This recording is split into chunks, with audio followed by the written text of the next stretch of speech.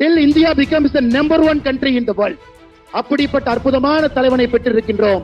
25 ஆண்டுகளுக்கான திட்டத்தை கையிலே வைத்திருக்கின்றார். அதற்கான அடித்தளத்தை 2024 அமைப்பதற்கு தயாராக இருக்கின்றார். அதனால் மோடியோடு நிற்போம். மோடி குடும்பத்தினர், மோடி அவர்கள் 39 பாராளுமன்ற உறுப்பினரை தமிழகத்திலிருந்து அனுப்பி வைக்க வேண்டிய கடமை நமக்கு இருக்கிறது. சகோதர சகோதரிகளே, உங்கள் அன்பிற்கும் பாசத்திற்கும் மோடி ஐயாவிற்கு தொடர்ந்து நீங்கள் கொடுக்கக்கூடிய ஆதரவுக்கும் நன்றி தெரிவித்து என்னுடைய உரையை முடித்துக் கொள்கின்றேன். நன்றி, வணக்கம். பாரத் மாதா கி, பாரத் மாதா கி. நம்முடைய குடும்பம், நம்முடைய குடும்பம், நம்முடைய குடும்பம்.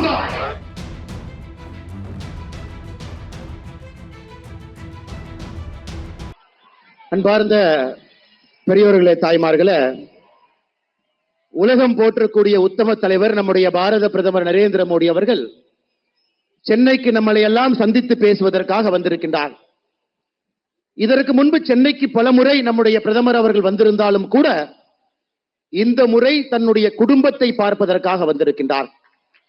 ஒரே இடத்துல ஆயிரக்கணக்கான தொண்டர்களை சந்தித்து உங்களிடம் பேசுவதற்காக வந்திருக்கக்கூடிய பாரத பிரதமர் அவர்களை உங்கள் அனைவரின் சார்பாக வரவேற்று மேடையில் இருக்கக்கூடிய நம்முடைய தலைவர்கள் அண்ணன் முருகன் அவர்கள் உட்பட பாரதிய ஜனதா கட்சியினுடைய எல்லா தலைவர்கள், ஐயா GK வாசன் அவர்கள், தமிழறிவு மணியன் அவர்கள், ஐயா பாரிவேந்தர் அவர்கள், ஐயா AC சண்முகம் அவர்கள், ஐயா ஜான் பாண்டியன் அவர்கள் உட்பட மேடையில் இருக்கக்கூடிய எல்லா கூட்டணி கட்சியினுடைய தலைவர்கள், அண்ணன் தேவநாதன் யாதவ் அவர்களும் உட்பட மிக முக்கியமாக இங்கே வந்திருக்கக்கூடிய நம்முடைய அன்பு சொந்தங்கள், சகோதர சகோதரிகளே, நம்முடைய மத்திய அமைச்சர் அண்ணன் முருகன் அவர்கள் சொன்னார்கள் மோடியினுடைய குடும்பம் என்று சொன்னார். பீகார்ல லல்லு பிரசாத் யாதவ் சொல்றாரு மோடிக்கு குடும்பம் இல்லையாமா. அப்ப நாமெல்லாம் யாருங்க? லல்லு சொல்லுகின்றார் மோடி அவர்களுக்கு குடும்பம் இல்லை, தனி மனிதன் என்று சொல்லுகின்றார். 142 கோடி மக்கள் நாம் இருக்கும் பொழுது மோடி அவர்களுடைய குடும்பம் நாம தானுங்க. அதனால் நீங்கள் அனைவரும் உறக்க சொல்ல வேண்டும், மோடியின் குடும்பம் நாம் என்று சொல்ல வேண்டும்.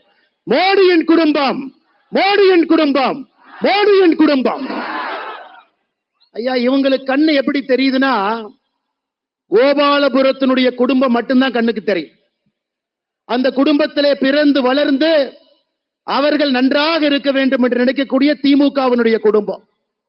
பீகார்ல தொடர்ச்சியாக ஒரே குடும்பம் ஆட்சியில் இருக்க வேண்டும் என்று நினைக்கக்கூடிய லல்லு பிரசாத் யாதவ் அவர்களுடைய குடும்பம் 17 வயதிலே தன்னுடைய வீட்டை விட்டு இந்தியா முழுவதும் சுற்றி திரிந்து இன்னைக்கு கிட்டத்தட்ட ஒரு யோகியாக தன்னுடைய வாழ்க்கை முழுவதுமே மக்களுடைய முன்னேற்றத்திற்காக அர்ப்பணித்திருக்கக்கூடிய பாரத பிரதமர் நரேந்திர மோடி அவருடைய மொத்த குடும்பமும் 142 கோடி மக்கள் இங்கே அமர்ந்திருக்கின்றோம். சகோதர சகோதரிகளை, ஐயா, அது மட்டும் இல்லைங்க, இந்த தேர்தல்ல நாம் மோடி ஐயாவுடைய குடும்பம் என்று அவர்களோடு நிற்கும் பொழுது கோபாலபுரத்தினுடைய குடும்பத்தையும் திமுகவில் சிற்றரசர்கள் போல தமிழகம் முழுவதுமே வளர்ந்திருக்கக்கூடிய 4வது தலைமுறையாக அரசியல் இருக்கக்கூடிய எல்லா குடும்பத்தையும் அரசியல் இருந்து அகற்ற வேண்டிய நேரமும் இது. சகோதர சகோதரி, 2024 பாராளுமன்ற தேர்தல் ஒரு அற்புதமான வாய்ப்பு நமக்கு கொடுத்திருக்கிறது.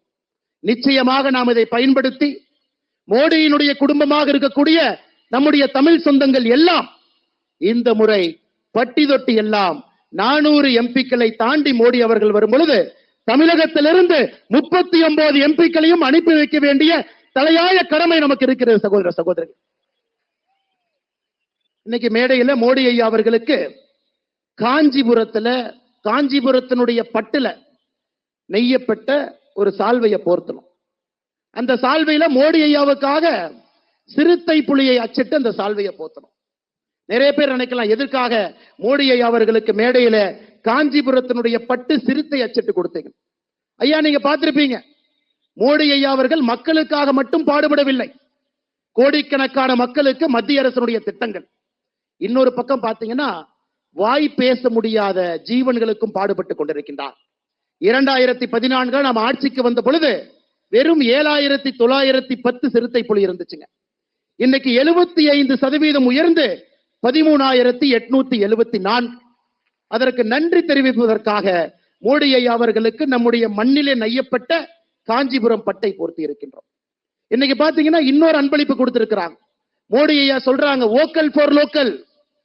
கிராமத்திலிருந்து வரக்கூடிய மக்கள் நகரத்திலிருந்து வரக்கூடிய மக்கள் உள்ளூர் பொருளை வாங்குங்க, ஆத்ம நிர்பார் பாரத், சுயசார்பு பாரதம் என்று சொல்லுகின்றார். நாம் இன்னைக்கு மோடி ஐயா அவர்களுக்காக பனைமர தொழிலாளர்கள் சகோதர சகோதரிகள் பயன்படுத்தக்கூடிய பனைமரத்தில் மேலே ஏறக்கூடிய பெட்டியிலிருந்து எல்லா உபகரண பொருளை மோடி ஐயா அவர்களுக்கு அன்பளிப்பாக கொடுத்திருக்கின்றோம். ஐயா, நாம் புரிந்து கொள்ள வேண்டும், இந்திய அரசியலை அடிப்படையிலிருந்து மாற்றி இருக்கின்றார். ஒரு நேர்மையான அரசியலை இந்திய ஜனநாயகத்திலே கொடுக்க முடியும் என்று காட்டியிருக்கின்றார். நம் முன்னால் நின்று கொண்டிருக்கின்றார். ஐயா, மோடி ஐயாவுடைய வெற்றியை பத்தி சந்தேகம் யாருக்கு இல்ல? யாருக்காச்சும் சந்தேகம் இருக்குங்களா? மோடி ஐயா 400 சீட்டை தாண்டுவாங்கன்னு எல்லாருக்கும் நம்பிக்கை இருக்குங்களா? உறுதியாக 400 எம்பியை தாண்ட போறார்.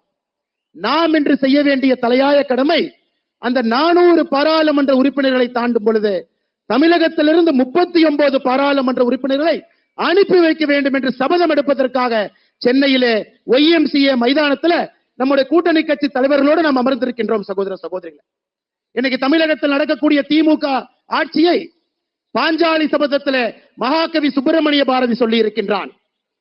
பேய் அரசாண்டால் பிணம் தின்னும் சாத்திரங்கள் என்று சொல்லி இருக்கின்றான். ஒரு பேய் ஆட்சி செய்தால் அந்த நாடு எப்படி இருக்குமோ, இன்னைக்கு தமிழகத்தில் திராவிட முன்னேற்ற கழகத்தினுடைய ஆட்சி ஒரு சாட்சி. கொள்ளக்காரனுக்கு, மண்ணு கடத்துறவனுக்கு, சாராய விற்கிறவனுக்கு, கஞ்சா விற்கிறவனுக்கு இந்த நாட்டிலே முதல் மரியாதை. சாதாரண பொதுமக்களுக்கு மரியாதை இல்லைங்கய்யா. பேய் அரசாண்டால் பிணம் தின்னும் சாத்திரங்கள் என்று பாஞ்சாலி சபதத்திலே மகாகவி சுப்பிரமணிய பாரதி சொன்னது போல நடக்கக்கூடிய ஆட்சியை அகற்ற வேண்டிய நேரமும் காலமும் நமக்கு வந்துவிட்டது சகோதர சகோதரி. அதனால் பொறுமையாக மோடி ஐயாவுடைய பேச்சுக்காக காத்திருக்கக்கூடிய எல்லா சகோதர சகோதரிகளுக்கு ஒரே ஒரு சங்கல்பத்தை எடுத்து செல்வோம், ஒரு தவமாக வேலை செய்வோம். அடுத்த 60 நாட்கள் இந்திய அரசியல்ல மிக முக்கியமான 60 நாட்கள். காரணம், இன்னைக்கு எல்லாம் நாளைக்கு பத்தி யோசிச்சுட்டு இருக்காங்க. மோடி ஐயா நேற்று மந்திரி சபை கூட்டத்தில் அடுத்த 25 ஆண்டுகளுக்கான திட்டத்தை போட்டுவிட்டு வந்திருக்கின்றார். The politicians of today, they think about tomorrow morning. We have a Prime Minister, Honorable Narendra Modi ji, who has prepared the vision for the next 25 years. Next 25 years, he got a vision in his hand. He is not going to rest till India becomes the #1 country in the world. அப்படிப்பட்ட அற்புதமான தலைவனை பெற்றிருக்கின்றோம். 25 ஆண்டுகளுக்கான திட்டத்தை கையிலே வைத்திருக்கின்றார்.